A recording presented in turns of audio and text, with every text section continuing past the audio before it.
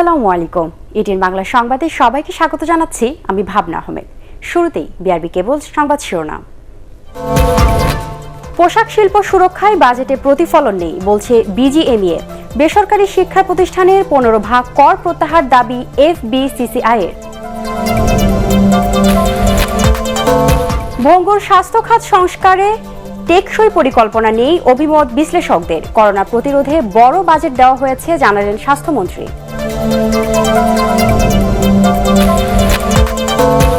করোনায় দেশে আরও 43 জনের মৃত্যু। সংক্রমণ ঠেকাতে বিভিন্ন জেলায় চলছে এলাকাভিত্তিক লকডাউন।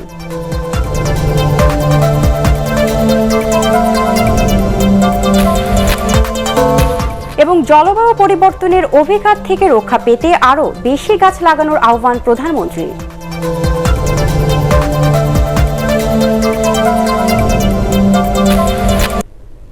শুনছিলেন বিআরবি কেবল সংবাদ শিরোনাম। এবারে বিস্তারিত সংবাদ। পোশাক শিল্পের সুরক্ষা ও কর্মসংস্থান নিশ্চিতে বাজেটে প্রতিফলন নেই বলে মনে করেন রপ্তানিমুখী তৈরি পোশাক শিল্প মালিকদের সংগঠন বিজিএমইএ। প্রস্তাবিত বাজেট ব্যবসা বান্ধব হলেও কাঁচামাল আমদানিতে ভ্যাট ও কর হার কমিয়ে আনা সহ একাধিক প্রস্তাব দিয়েছে তারা। আর বেসরকারি শিক্ষা প্রতিষ্ঠানের 15% কর প্রত্যাহারের দাবি জানিয়েছে ব্যবসায়ীদের শীর্ষ সংগঠন এফবিসিসিআই। শারফুল আলমের রিপোর্ট। বাজেট পরবর্তী সংবাদ সম্মেলনে বিজিএমইএর নেতারা জানান, বাজেট ব্যবসা বান্ধব হলেও পোশাক শিল্পে আরও মনোযোগ দেওয়ার প্রয়োজন ছিল। করোনায় পোশাকের রপ্তানি আয় কমে যাওয়ায় আমদানি ও উচ্চ কর প্রত্যাহারের দাবিও জানান তারা। যে খাতটি উৎপাদন, কর্মসংস্থান আর প্রবৃদ্ধি ধরে রেখেছে, সেই খাতটিকে ঘিরে অর্থনীতির ব্যাপক একটি অংশ গড়ে উঠেছে, যার সুফল হিসাবে সরকারও প্রত্যক্ষ এবং পরোক্ষভাবে প্রচুর রাজস্ব পাচ্ছে। সেই পোশাক খাতটিকে আরও গুরুত্বের সাথে দেখতে হবে। এদিকে প্রস্তাবিত বাজেটে জনগণের চাহিদাকে অগ্রাধিকার দেওয়া হলেও তা বাস্তবায়নে চ্যালেঞ্জ রয়েছে বলে মনে করছে ব্যবসায়ীদের শীর্ষ সংগঠন এফবিসিসিআই। সুশাসন, মনিটরিং, বিনিয়োগ ও উৎপাদন বৃদ্ধির মাধ্যমে কাঙ্ক্ষিত রাজস্ব আদায় এবার চ্যালেঞ্জ হতে পারে বলেও মনে করেন ব্যবসায়ী নেতারা। করোনার কারণে শিক্ষা ব্যবস্থা ভীষণভাবে ক্ষতিগ্রস্ত হয়েছে। বেসরকারি বিশ্ববিদ্যালয়, বেসরকারি মেডিকেল কলেজ, বেসরকারি ডেন্টাল কলেজ, বেসরকারি ইঞ্জিনিয়ারিং কলেজ এর আয়ের উপর আরোপিত 15% আয়কর প্রত্যাহার করার প্রস্তাব করছি। করোনায় অর্থনৈতিক মন্দা পরিস্থিতিতে জাতীয় রাজস্ব বোর্ডের পলিসি উইং ও বাজেট বাস্তবায়ন উইংকে আলাদা করার প্রস্তাব এফবিসিসিআইয়ের। করোনায় সরকারের দেয়া প্রণোদনা প্যাকেজের নগদ সহায়তার উপর 10% কর প্রত্যাহারের দাবিও ব্যবসায়ীদের। শারফুল আলম, এটিএন বাংলা, ঢাকা। প্রস্তাবিত বাজেটে ভঙ্গুর স্বাস্থ্য খাত সংস্কারে টেকসই পরিকল্পনা নেই বলে মনে করেন বিশ্লেষকরা। তাদের মতে এই খাতে বরাদ্দের পরিমাণ বাড়লেও তা পর্যাপ্ত নয়। অর্থনীতিবিদরা বলছেন, করোনার সংকট মোকাবেলায় সাময়িক কিছু উদ্যোগ থাকলেও দীর্ঘমেয়াদী কর্মকৌশল তুলে ধরা হয়নি বাজেটে। ইকরামুল হক সাইমির রিপোর্ট। প্রায় 1.5 বছর ধরে দাপট দেখিয়ে যাচ্ছে মহামারী করোনা। ভাইরাসের ঘাত প্রতিঘাতে সামনে এসেছে দেশে স্বাস্থ্য খাতের ভঙ্গুর অবস্থা, যা নিরসনে গেলবারের মতো এবারের বাজেটেও স্বাস্থ্য খাতকেই সবচেয়ে গুরুত্ব দেওয়ার কথা বলেছেন অর্থমন্ত্রী। গতবারের চেয়ে এই খাতে বরাদ্দ বাড়ানো হয়েছে প্রায় 3,500 কোটি টাকা। মাঝারি ধরনের নট প্রাধাধিকার, যে ফার্স্ট, সেকেন্ড, থার্ড, ফোর্থ, পঞ্চম বৃহৎ খাতের মধ্যে কিন্তু স্বাস্থ্য খাত নেই। উন্নত দেশগুলোর কথা চিন্তা করি, জিডিপির সাধারণত 5%-এর কাছে স্বাস্থ্য খাতের বরাদ্দ থাকা উচিত। সেই দিক থেকে 5% না, বাংলাদেশে এখনও 1%-এর কাছাকাছি রয়েছে। করোনা মোকাবিলায় আগের মতোই 10,000 কোটি টাকা থোক বরাদ্দ ও স্বাস্থ্য গবেষণায় রাখা হয়েছে 100 কোটি টাকা। 80% মানুষকে টিকার আওতায় আনার লক্ষ্যে মাসে 25 লাখ টিকা দেওয়ার পরিকল্পনার কথাও আছে বাজেটে।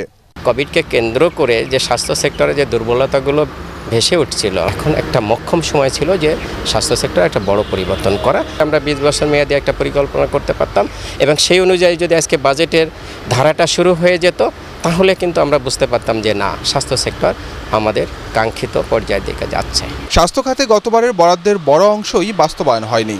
এজন্য দুর্নীতি রোধ ও দক্ষ নেতৃত্বের তাগিদ বিশ্লেষকদের। স্বাস্থ্যক্ষেত্রে গবেষণা প্লাস হচ্ছে মনিটরিং, ইভালুয়েশন, স্বচ্ছতা এবং জবাবদিহিতার বড় ধরনের ঘাটতি রয়েছে। প্রতিটা পর্যায়ে দেখেন কিন্তু আমাদের সরকারি হসপিটালে ব্যবস্থা আছে, বাট কিন্তু আমার পকেট থেকে খরচ করতে হচ্ছে। তাহলে এই বিষয়গুলো কিন্তু আমাদের সংস্কারের ভিতরে আনতে হবে। বিশ্ব স্বাস্থ্য সংস্থার তথ্য মতে বাংলাদেশে 25% মানুষকে আকস্মিক চিকিৎসা ব্যয়ের চাপ সামলাতে হয়। কোনো পরিবারকে তার মোট ব্যয়ের 10% খরচ করতে হয় চিকিৎসার পেছনে।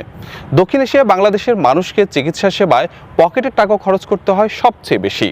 সরকারের খরচ 26% আর বাকি 74% খরচ করতে হয় রোগীকে নিজে। এছাড়া টাকা খরচ করেও সেবা না পাওয়ার অভিযোগ তো রয়েছেই। এজন্য বিশেষজ্ঞরা বলছেন বরাদ্দ বাড়ানোর পাশাপাশি এর সঠিক ব্যবহার নিশ্চিত করে স্বাস্থ্য খাতে আমূল সংস্কার প্রয়োজন। ইকরামুল হক সায়েম, এটিএন বাংলা, ঢাকা। করোনা প্রতিরোধে এ বছর স্বাস্থ্য খাতে বড় বাজেট দেওয়া হয়েছে বলে জানিয়েছেন স্বাস্থ্যমন্ত্রী জাহিদ মালেক। মানিকগঞ্জে তার মা ফৌজিয়া মালেকের স্মৃতিচারণ ও দোয়া মাহফিল অনুষ্ঠানে একথা জানান তিনি। স্বাস্থ্যমন্ত্রী বলেন, করোনা নিয়ন্ত্রণে গণটিকাদান কার্যক্রম শুরু হলেও ভারত চুক্তি অনুযায়ী ভ্যাকসিন সরবরাহ না করায় এই কার্যক্রম ব্যাহত হয়। বিশ্বের অন্যান্য দেশ থেকে ভ্যাকসিন আনা হচ্ছে জানিয়ে সবাইকে টিকাদানের আওতায় আনা হবে বলেও আশাবাদ ব্যক্ত করেন জাহিদ মালেক। করোনা ভাইরাসে আক্রান্ত হয়ে দেশে আরও 43 জনের মৃত্যু হয়েছে। এ নিয়ে মৃতের সংখ্যা বেড়ে দাঁড়ালো 12,801 জনে। মৃতদের মধ্যে 30 জন পুরুষ ও 13 জন নারী। এর মধ্যে ঢাকা ও রাজশাহী বিভাগে সর্বোচ্চ 12 জন মারা গেছেন। সবশেষ 24 ঘন্টায় 13,115টি নমুনা পরীক্ষায় 1,447 জনের করোনা শনাক্ত হয়েছে। শনাক্তের হার 11.03। স্বাস্থ্য অধিদপ্তরের সংবাদ বিজ্ঞপ্তিতে এসব তথ্য জানানো হয়। সারা দেশে বাড়ছে করোনার সংক্রমণ ও মৃত্যু। সীমান্তবর্তী কোনো জায়গায় শনাক্তের হার 50%-এরও বেশি। মহামারী প্রতিরোধে এরই মধ্যে দেশের বিভিন্ন এলাকায় বিশেষ লকডাউনের নির্দেশ দিয়েছে স্থানীয় প্রশাসন। প্রতিনিধির তথ্যচিত্রের ভিত্তিতে রিপোর্ট করছেন জাহিদুল আলম। সাতক্ষীরা শনাক্তের হার 53% ছাড়িয়ে যাওয়া লকডাউনের সিদ্ধান্ত নিয়েছে জেলা প্রশাসন। তবে নিত্য প্রয়োজনীয় পণ্যের দোকান খোলা থাকবে সকাল 9টা থেকে দুপুর 12টা পর্যন্ত। বন্ধ থাকবে অন্যান্য দোকানপাট। জেলার ভোমরা স্থলবন্দরের আমদানি রপ্তানি কাজ চলবে সকাল 8টা থেকে দুপুর 2টা পর্যন্ত। আমরা আসলে চলবো কি লকডাউন দিছে, এই লকডাউন মানে একটা উভয় সংখ্যা। বাইরে গেলে অসুখ, বাড়ি থেকে হচ্ছে খোলা চালা। বারবার লকডাউন দিচ্ছে আমাদের, একের পর এক আমরা পিছিয়ে যাচ্ছি, একের পর এক পিছিয়ে যাচ্ছি। তাহলে আমাদের উপায় কি হবে? আমাদের বউ ছেলে মেয়ে বাচ্চা কাচ্চা আছে, তাদের উপায় কি হবে? তারা কি খাবে? আশঙ্কাজনক হারে করোনা সংক্রমণ বেড়ে যাওয়ায় শুক্রবার বিকেলে নোয়াখালী পৌরসভা সহ উপজেলার 6টি ইউনিয়নে লকডাউন ঘোষণা করেছে প্রশাসন। লকডাউন কার্যকর করতে সর্বোচ্চ পদক্ষেপ নেওয়ার কথা জানান সিভিল সার্জন। জেলা প্রশাসন এবং পুলিশ প্রশাসনের সমন্বয়ে মোবাইল কোর্টের 6টা টিম গঠন করা হয়েছে। 6টা টিম এবং সদর উপজেলা 6টি ইউনিয়ন এবং পৌরসভার মধ্যে আজকে সকাল থেকে কাজ শুরু করছে। রাজশাহীতে করোনার প্রকোপ বেড়ে যাওয়ায় কঠোর পদক্ষেপ নেওয়ার অনুরোধ জানিয়েছেন স্থানীয়রা। এদিকে রাজশাহী মেডিকেল কলেজ হাসপাতালের শয্যা সংকটের কারণে আরও 100টি শয্যা সংযোজনের কথা জানিয়েছে প্রশাসন। আমরা মন্ত্রণালয়ের সাথে যোগাযোগ করছি এবং আমরা যত কম সময়ের মধ্যে এটাকে চালুর উপযোগী করা যায় সেই চিন্তা করছি। নওগাঁ পৌরসভা ও নিয়ামতপুর উপজেলায় 3য় দিনের মতো চলছে চলাচলে কঠোর বিধিনিষেধ। লকডাউন বাস্তবায়নে 45টি স্থানে বসানো হয়েছে আইনশৃঙ্খলা বাহিনীর চেকপোস্ট। জাহিদুল আলম, এটিএন বাংলা। চীনের আরও 6 লাখ ডোজ টিকা ঢাকায় পৌঁছবে আগামী 13 জুন। এ তথ্য জানিয়ে চীনা দূতাবাসের পক্ষ থেকে বলা হয়েছে, করোনা ভাইরাস মহামারীর প্রেক্ষিতে বাংলাদেশের পরিস্থিতি গভীরভাবে পর্যবেক্ষণ করছে চীন। এর আগে প্রথম দফায় গত 12 মে দেশটির উপহার হিসেবে 5 লাখ ডোজ টিকা ঢাকায় পাঠানো হয়। পরে আরও 6 লাখ টিকা উপহার দেওয়ার ঘোষণা দেয় চীন। জলবায়ু পরিবর্তনের অভিঘাত থেকে রক্ষা পেতে দেশকে আরও সবুজ করতে হবে বলে মন্তব্য করেছেন প্রধানমন্ত্রী শেখ হাসিনা। জাতীয় বৃক্ষরোপণ অভিযানের উদ্বোধন শেষে পরিবেশ রক্ষা ও নিজেদের সচ্ছলতা অর্জনে দেশবাসীকে গাছ লাগানোর আহ্বান জানান তিনি। আরও জানাচ্ছেন সৈয়দ রিয়াজ। বিশ্ব পরিবেশ দিবসে গণভবনে নিজের হাতে গাছ লাগিয়ে জাতীয় বৃক্ষরোপণ অভিযানের উদ্বোধন করেন প্রধানমন্ত্রী শেখ হাসিনা। এ সময় তিনি বলেন, যার যেখানে যতটুকু জায়গা আছে সেখানে প্রয়োজন অনুসারে গাছ লাগানো উচিত। এভাবে আর্থিক সচ্ছলতার পাশাপাশি পরিবেশ রক্ষায়ও ভূমিকা রাখা সম্ভব। আজকে জলবায়ু পরিবর্তনের অভিঘাত থেকে দেশকে রক্ষা করতে হলে আমাদের সবুজ বাংলাকে আরো সবুজ করতে হবে। বনায়নের ক্ষেত্রে আমাদের অনেক সাফল্য, আমরা যে ব্যবস্থা নিয়েছি তার ফলে আজকে আমাদের প্রায় 22 ভাগ আমাদের বনায়ন সৃষ্টি হয়েছে। বঙ্গবন্ধুর জন্মশতবার্ষিকী উপলক্ষে 1 কোটি গাছের চারা রোপণ করা হয়েছে জানিয়ে প্রধানমন্ত্রী বলেন, জলবায়ু পরিবর্তন ও প্রাকৃতিক দুর্যোগের ক্ষতি কমিয়ে টেকসই উন্নয়ন অর্জনের লক্ষ্যে বাংলাদেশ ব-দ্বীপ পরিকল্পনা বাস্তবায়ন করছে। আপনারা সকলে গাছ লাগাবেন এবং গাছের যত্ন করবেন, শুধু লাগালে হবে না, গাছটা যাতে টিকে থাকে তার জন্য যত্ন করতে হবে। এবং যে গাছ ফল দেবে অথবা কাঠ দেবে অথবা আপনাদের ঔষধ দেবে, নানাভাবে উপকৃত হবেন। কাজে সকালে আসুন আমরা সবাই মিলে ব্যাপকভাবে এই দেশে বৃক্ষরোপণ করি। প্রধানমন্ত্রী আরও বলেন, করোনা মহামারীর কারণে মানবজাতি ও অর্থনীতি ক্ষতিগ্রস্ত হয়েছে, তবে এ সময় প্রকৃতি কিছুটা হলেও প্রাণ ফিরে পেয়েছে। যার যেখানে যতটুকু জায়গা পান অন্তত গাছ লাগান। সৈয়দ রিয়াজ, এটিএন বাংলা, ঢাকা। পরিবেশ প্রকৃতি ধ্বংস এবং ক্ষতি সাধনকারীদের বিরুদ্ধে সব রাজনৈতিক দলকে ঐক্যবদ্ধভাবে রুখে দাঁড়ানোর আহ্বান জানিয়েছেন তথ্য ও সম্প্রচার মন্ত্রী ডক্টর হাসান মাহমুদ। বিশ্ব পরিবেশ দিবস উপলক্ষে বিটিভি চট্টগ্রাম কেন্দ্রে আয়োজিত বৃক্ষরোপণ কর্মসূচিতে তিনি আহ্বান জানান। এ সময় তিনি বলেন, আমাদের নিজেদের টিকে থাকার প্রয়োজনে পরিবেশ ও প্রকৃতিকে সংরক্ষণ করতে হবে। সবাইকে অন্তত 3টি গাছ লাগানোর পরামর্শ দেন হাসান মাহমুদ। আমি সমস্ত রাজনৈতিক দলের প্রতি বিনীত আহ্বান জানাবো, আসলে আমরা সবাই মিলে মানুষ যেন পরিবেশ প্রকৃতি সংরক্ষণ করে, যারা পরিবেশ ধ্বংস করে, প্রকৃতির বিরুদ্ধে কাজ করে, প্রকৃতিকে ধ্বংস করে, তাদের বিরুদ্ধে আমরা যেন সবাই ঐক্যবদ্ধভাবে রুখে দাঁড়াই। বিএনপির কাছে ক্ষমতা ভোগের বস্তু বলে মন্তব্য করেছেন আওয়ামী লীগ সাধারণ সম্পাদক ওবায়দুল কাদের। তিনি বলেন, এ কারণে তারা ক্ষমতা ফিরে পেতে মরিয়া হয়ে উঠছে। পক্ষান্তরে আওয়ামী লীগের রাজনীতি ত্যাগের বলেও দাবি করেন তিনি। রাজধানীর সরকারি বাসভবনে ব্রিফিংয়ে ওবায়দুল কাদের এসব কথা বলেন। বিএনপিকে গণতন্ত্রের হত্যাকারী হিসেবে চিহ্নিত করে তিনি বলেন, 1977 সালে হ্যাঁ না ভোটের মাধ্যমে দেশের নির্বাচন ব্যবস্থাকে ধ্বংস করে দেওয়া হয়েছিল। এর আগে রাজধানীর বঙ্গবন্ধু এভিনিউয়ে আওয়ামী লীগের বন ও পরিবেশ বিষয়ক উপকমিটি আয়োজিত আলোচনা সভায় ভার্চুয়ালি যুক্ত হন ওবায়দুল কাদের। অঞ্চল সেনার প্রধানের দায়িত্ব থেকে রাষ্ট্রপতি নির্বাচন করে দেশের গণতন্ত্রকে হত্যা করেছিলেন জেনারেল জিয়া। তাদের গণতন্ত্র ছিল কারফিউ গণতন্ত্র। তারাই এ দেশের ইতিহাসে গণতন্ত্রের হত্যাকারী হিসাবে চিহ্নিত। তারাই নির্বাচনের নামে, নির্বাচনের কফিনে বারে বারে গণতন্ত্রকে লাশ বানিয়েছিল। সরকারের সব কর্মকাণ্ডের লক্ষ্য হচ্ছে দুর্নীতির মাধ্যমে জনগণের অর্থ লুট করে নিজেদের পকেট ভারী করা বলে অভিযোগ করেছেন বিএনপির মহাসচিব মির্জা ফখরুল ইসলাম আলমগীর। বিশ্ব পরিবেশ দিবস উপলক্ষে জাতীয় প্রেস ক্লাবে বিএনপি আয়োজিত আলোচনা সভায় তিনি অভিযোগ করেন। প্রস্তাবিত বাজেটের সমালোচনা করে তিনি বলেন, করোনা মহামারীর মধ্যেও দরিদ্রদের পাশে না দাঁড়িয়ে দুর্নীতি ও লুটপাটের জন্য মেগা প্রকল্পে বিশাল বরাদ্দ রাখা হয়েছে। বিএনপি চেয়ারপারসন বেগম খালেদা জিয়া দ্রুত সুস্থ হয়ে গণতন্ত্র ও ভোটাধিকার প্রতিষ্ঠার আন্দোলনে আবারও নেতৃত্ব দেবেন বলে আশাবাদ ব্যক্ত করেন মির্জা ফখরুল। এ সময় বিএনপির পক্ষ থেকে প্রতি জেলায় 5000 করে নিম গাছ লাগানোর ঘোষণা দেওয়া হয়। মানুষকে বাঁচানোর জন্য এই সময় আপনারা যারা দিন আনে দিন খায়, আমরা হিসাব করেছি প্রায় 6 কোটি মানুষ আপনার এখন দরিদ্র হয়ে গেছে। তাদেরকে আপনার এই কোভিডের কারণে তাদেরকে যদি বাঁচাতে হয় তাহলে তাদেরকে আপনার সবচেয়ে বেশি ক্যাশ ট্রান্সফার করতে হবে তাদের কাছে টাকাটা পৌঁছে দেওয়ার ব্যবস্থা করতে হবে। সেই দিকে কোনো লক্ষ্য নেই। তারা একটা হিসাব দিয়েছেন যে তারা জন্য বরাদ্দ রেখেছেন 10,000 কোটি টাকা। এই মেগা প্রজেক্টের জন্য এবারও দিয়েছে 75,000 কোটি টাকা, যেটা আমার এই মুহূর্তে কোনো প্রয়োজন নেই। আমার এই মুহূর্তে সবচেয়ে বড় প্রয়োজন মানুষকে বাঁচানো। দেশে বড় ধরনের ভূমিকম্পের আশঙ্কা করছে ভূবিজ্ঞানীরা। তাদের মতে সম্প্রতি সিলেটে অল্প সময়ের ব্যবধানে দফায় দফায় ভূমিকম্প সেই ইঙ্গিতই দিচ্ছে। তবে আতঙ্কিত না হয়ে সাধারণ মানুষকে সতর্ক থাকার পাশাপাশি দুর্যোগ ব্যবস্থাপনার দ্রুত প্রয়োজনীয় ব্যবস্থা নিতে সরকারকে পরামর্শ দিয়েছেন বিশ্লেষকরা। ইমদাদুল্লাহ বাবুর রিপোর্ট। জিপিএস-এর সাহায্যে আছে। ভূমিকম্প নিয়ে যুক্তরাষ্ট্রের কলাম্বিয়া বিশ্ববিদ্যালয়ের সাথে যৌথভাবে গবেষণা করছে ঢাকা বিশ্ববিদ্যালয় আর্থ অবজারভেটরি। এর পরিচালক ভূতত্ত্ববিদ সৈয়দ হুমায়ুন আক্তার দীর্ঘ 3 দশক ধরে ভূমিকম্প নিয়ে গবেষণা করছেন। তিনি বলছেন, বাংলাদেশের অভ্যন্তরে অবস্থিত ইন্ডিয়ান, ইউরেশিয়ান ও বার্মার 3টি গতিশীল প্লেটের সংযোগস্থলে কয়েকশো বছর ধরে জমা হয়েছে প্রচুর শক্তি।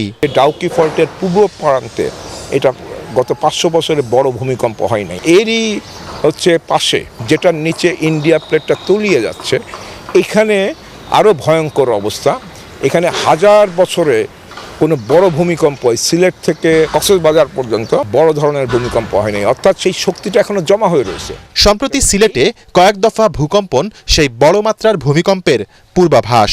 দুর্যোগ ব্যবস্থাপনা বিশেষজ্ঞরা মনে করছেন, ভূমিকম্পের বিপর্যয় এড়াতে সব সময় প্রস্তুত থাকতে হবে। বড় একটা ভূমিকম্পের সম্ভাবনা যে এখানে আমাদের এখানে দ্বারপ্রান্তে অবস্থান করছে, এটা উড়িয়ে দেওয়া যায় না। 8 মাত্রার অধিক পরিমাণ শক্তি জমা হয়ে আছে, সেটা যদি বের হয়ে যায় তাহলে ঢাকা যেহেতু খুব নিকটে এই দুটা উৎস থেকে, তাহলে এটার যে অবস্থা এবং এই যে অবকাঠামোর কারণে তাহলে এখানে অনেক ক্ষয়ক্ষতি হবে। এয়ারপোর্টের যে রানওয়েগুলো আছে, সেই রানওয়েগুলো ভূমিকম্প দুর্যোগে লিকুইফাইড যদি হয়ে যায়, বিদেশ থেকে খাদ্য সামগ্রী আসলে পরেও সেগুলো কিন্তু এয়ারপোর্টে এসে নেমে সেই খাদ্য সামগ্রী পৌঁছানোর মতো বা কেউ উদ্ধার কাজে যদি আসতে চায়, সেই উদ্ধার কাজে অংশগ্রহণ করার মতো অবস্থা থাকবে না। অপরিকল্পিত নগরায়নের ফলে ঢাকা, সিলেট ও চট্টগ্রাম সহ বেশ কিছু বড় শহর রয়েছে ঝুঁকিতে। তবে আতঙ্কিত না হয়ে দুর্যোগ ব্যবস্থাপনায় মনোযোগী হওয়ার পরামর্শ বিশেষজ্ঞদের। যারা ফার্স্ট রেসপন্ডিং অর্গানাইজেশন হিসেবে আমরা যে সংস্থাসমূহকে বলি, তাদের সক্ষমতা বাড়ানো এবং কোঅর্ডিনেটেড ওয়েতে তারা যেন কাজ করতে পারে সমন্বিতভাবে, সেই বিষয়ে এই সংস্থাসমূহকে একটি আমলার নিচে নিয়ে আসা। দুর্যোগ মোকাবিলায় সরকারের পাশাপাশি স্বেচ্ছাসেবীদেরও তৈরি থাকার পরামর্শ বিশ্লেষকদের। মহড়ার ব্যবস্থা করা। ইমদাদুল্লাহ বাবু, এটিএন বাংলা, ঢাকা। টিকটক সহ বিভিন্ন অ্যাপসের অপব্যবহারকারীদের তালিকা করে তাদের বিরুদ্ধে আইনগত ব্যবস্থা নেওয়া হচ্ছে বলে জানিয়েছেন র্যাব মহাপরিচালক Chowdhury Abdullah Al Mamun. Debate for democracy আয়োজিত ছায়া সংসদে তিনি এ কথা জানান। এ সময় সামাজিক যোগাযোগ মাধ্যমের অপব্যবহার বন্ধে আইন শৃঙ্খলা বাহিনীকে কঠোর ব্যবস্থা নেওয়ার আহ্বান জানান ডিবেট ফর ডেমোক্রেসির চেয়ারম্যান হাসান আহমেদ চৌধুরী কিরণ। আরও জানাচ্ছেন শফিকুল ইসলাম শামীম। এমন প্রেক্ষাপটে এটিএন বাংলার এফডিসি স্টুডিওতে ডিবেট ফর ডেমোক্রেসি আয়োজন করে কিশোর অপরাধ বৃদ্ধিতে সোশ্যাল মিডিয়ার অপব্যবহার নিয়ে ছায়া সংসদের। নিজের সরকারকে জনগণের কাছে পরিচ্ছন্ন হিসেবে অনুষ্ঠানের প্রধান অতিথি র্যাব মহাপরিচালক বলেন, কিশোর গ্যাং সহ বিভিন্ন অপরাধ কর্মকাণ্ড বন্ধে আইনশৃঙ্খলা বাহিনী শতভাগ সক্ষম। তিনি জানান, সামাজিক যোগাযোগ মাধ্যম ব্যবহার করে যারা অপরাধ করছে তাদের তালিকা করে ব্যবস্থা নেওয়া হচ্ছে। নতুন একটা ধরন সৃষ্টি হয়েছে, আমরা এদের তালিকা করছি। এটা কে কি করলো না করলো এগুলো আমরা তাকাই না, আমরা করি আইনানুগভাবে সে বেআইনে আইনের বাইরে সে কাজ করেছে কিনা, আইনের সংঘাতে সে অপরাধী কিনা। আইনের সংঘাতে সে যদি অপরাধী হয়, তার বিরুদ্ধে আইন অনুযায়ী যে ব্যবস্থা নেওয়া দরকার সেই ব্যবস্থা নেওয়া হবে। এ সময় ডিবেট ফর ডেমোক্রেসির চেয়ারম্যান হাসান আহমেদ চৌধুরী কিরণ বলেন, সামাজিক যোগাযোগ মাধ্যমের অনিয়ন্ত্রিত ব্যবহার কিশোর তরুণদের বিপথগামী করছে। ফেসবুক ভিত্তিক গ্যাং কালচার বন্ধেরও তিনি জোর দাবি জানান। ফেসবুকে মেসেঞ্জারে একটা গ্রুপ তৈরি করে একজন মেসেজ করছে, তারা সমস্ত কিশোররা একত্রিত হয়ে হোন্ডা নিয়ে এক জায়গার মধ্যে জড়ো হয়ে নানা অপরাধের মধ্যে তারা জড়িয়ে পড়ছে। এবং সেই অপরাধের মধ্যে শুধুমাত্র যে তারা সেই জায়গায় অপরাধ করছে তারা নয়, তারা পাড়ায় মহল্লায় ইফটিজিং, যৌন হয়রানি, চাঁদাবাজি, ছিনতাই, রাহাজানির মতো নানা রকম কাণ্ডে অপকর্মে আমাদের এই কিশোর গ্যাংয়ের তরুণরা কিন্তু কিশোররা জড়িয়ে পড়ছে এবং সে কারণে আমাদের এখন এই জায়গাটা ভাববার জায়গা তৈরি করছে। বিতর্ক প্রতিযোগিতায় ঢাকার শহীদ পুলিশ স্মৃতি কলেজের বিতর্কিকদের হারিয়ে নরসিংদীর আব্দুল কাদির মোল্লা সিটি কলেজের বিতর্কিকরা জয়লাভ করেন। শফিকুল ইসলাম শামীম, এটিএন বাংলা, ঢাকা। 18 দিনের রিমান্ড শেষে নাশকতা ও ধর্ষণের অভিযোগে করা মামলায় হেফাজতে ইসলামের নেতা মামুনুল হককে কারাগারে পাঠানোর নির্দেশ দিয়েছে আদালত। নারায়ণগঞ্জের সিনিয়র জুডিশিয়াল ম্যাজিস্ট্রেট কাউসার আলমের আদালতে শুনানি শেষে তাকে কাশিমপুর কারাগারে পাঠানো হয়। এর আগে সকালে কড়া নিরাপত্তার মধ্যে মামুনুল হককে নারায়ণগঞ্জ আদালতে হাজির করে police bureau of investigation PBI. Car কিংবা মাইক্রোবাস ভাড়া নিয়ে সুবিধাজনক স্থানে গিয়ে ড্রাইভারকে হাত পা বেঁধে রাস্তায় ফেলে গাড়ি নিয়ে ভেগে যেত একটি ছিনতাইকারী চক্র। এ চক্রের 6 সদস্যকে গ্রেপ্তার করেছে ঢাকা মহানগর গোয়েন্দা পুলিশ। ডিএমপির মিডিয়া সেন্টারে সংবাদ সম্মেলনে গোয়েন্দা পুলিশের অতিরিক্ত কমিশনার AKM হাফিজ আক্তার এসব তথ্য জানান। এ সময় জানানো হয়, এই চক্র কৌশলে ঢাকা ও আশপাশের এলাকা থেকে গাড়ি ভাগিয়ে নিয়ে অল্প দামে সিলেটে বিদেশ থেকে দেশে কয়েক মাসের জন্য ঘুরতে আসা ব্যক্তিদের কাছে বিক্রি করত। খাগড়াছড়িতে পাহাড়ে চাষ হচ্ছে বিশ্বের সবচেয়ে দামি আম মিয়াজাকি বা সূর্য ডিম। আমটির গড় ওজন প্রায় 600 গ্রামের উপরে। বিশ্ববাজারে প্রতি কেজি আমের দাম 5 থেকে 6 হাজার টাকা। জেলার মহালছড়িতে আমের চাষাবাদ করেছেন হাসলিমং চৌধুরী। পাহাড়ি জমিতে এরই মধ্যে মিয়াজাকি সহ দেশি বিদেশি 70 প্রজাতি আম গাছ সংরক্ষণ করেছেন বিশ্ববিদ্যালয়ের শিক্ষার্থী। মিয়াজাকি জাতের আম চাষে পাহাড়ি আবহাওয়া ও মাটি উপযোগী, তাই কৃষক পর্যায়ে আম চাষের উদ্যোগ নেওয়ার আহ্বান জানিয়েছেন কৃষি গবেষকরা। এবারে আল আরাফা ইসলামী ব্যাংক অর্থ সংবাদ।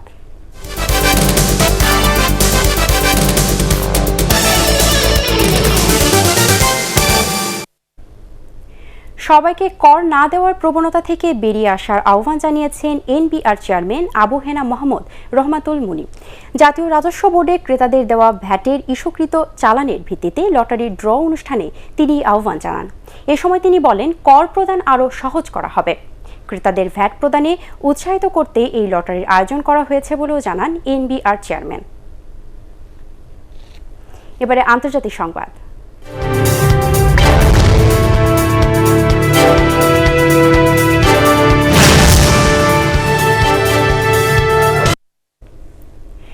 তৃণমূল কংগ্রেসের সর্বভারতীয় সাধারণ সম্পাদক হলেন যুব তৃণমূলের সভাপতি অভিষেক বন্দ্যোপাধ্যায়।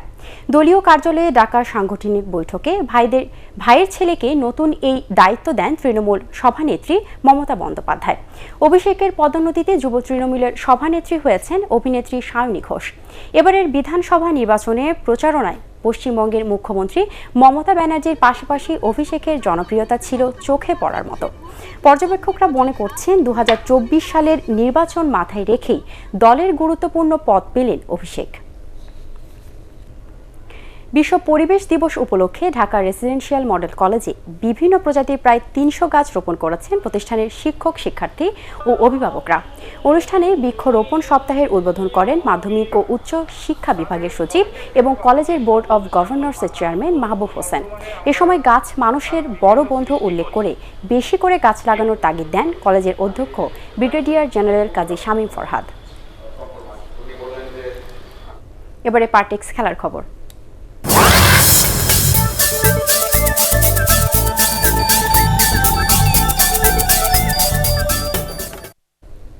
বিশ্বকাপ বাছাই পর্বে ইকুয়েডরকে 2-0 গোলে হারিয়েছে ব্রাজিল। এতে লাতিন আমেরিকা অঞ্চলে 5 ম্যাচের সবকটিতেই জিতে পয়েন্ট টেবিলের শীর্ষস্থান ধরে রেখেছে 5 বারের বিশ্ব চ্যাম্পিয়নরা। SM আশরাফের রিপোর্ট।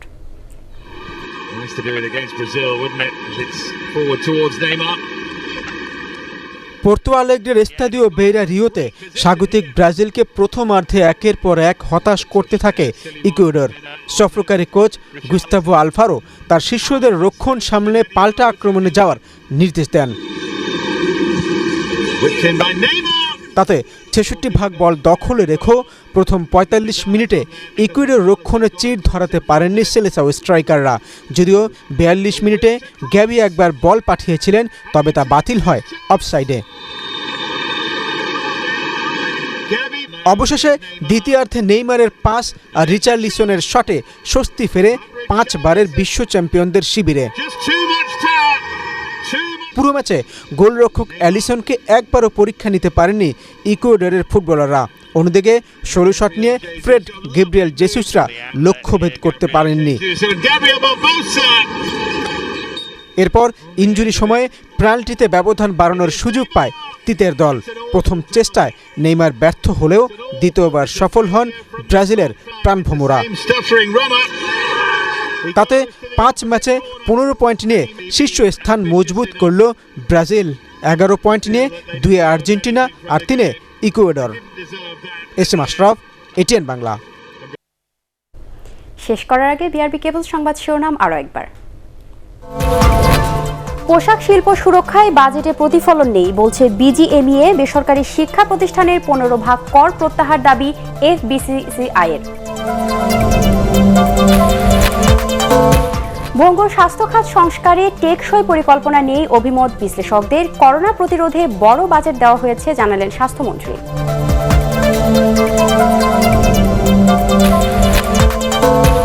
করোনায় দেশে আরও 43 জনের মৃত্যু। সংক্রমণ ঠেকাতে বিভিন্ন জেলায় চলছে এলাকাভিত্তিক লকডাউন।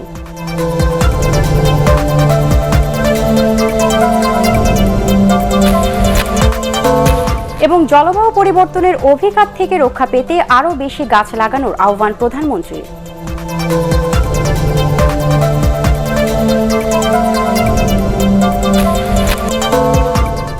পরবর্তী সংবাদ দেখার আমন্ত্রণ জানিয়ে এখনকার মতো শেষ করছি। করোনা ভাইরাস থেকে নিজেকে সুরক্ষিত রাখতে মাস্ক পরুন এবং বারবার হাত পরিষ্কার করুন। এছাড়া এটিএন বাংলার সংবাদ ইউটিউবে দেখতে ব্রাউজ করুন youtube/ATN বাংলা নিউজ। ধন্যবাদ সবাইকে।